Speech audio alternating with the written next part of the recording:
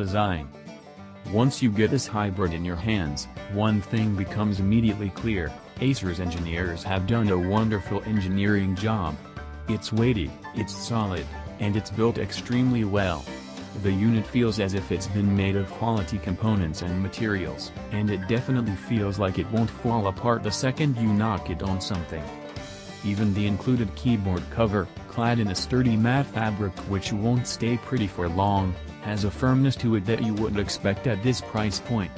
It attaches via the usual magnetic strip you'll see on other hybrids, with another hinged magnet that attaches to the bottom edge of the screen and angles the keys while you're typing. Acer's choice of screen, an extremely colorful 1920 by 1200 IPS panel, has competent viewing angles and, at 12.2 inches corner to corner, impressive pixel density. Its bezels are noticeable but inoffensive.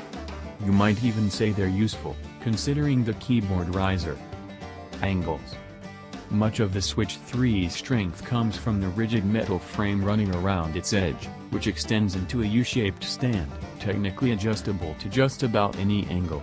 Technically, deeper angles reduce the resistance, damn those pesky laws of physics and leverage, and without any notching or locking, you're pretty much stuck to the full 165 degrees if you're laying it flat for drawing. We found this completely acceptable, but your personal tablet tastes may vary.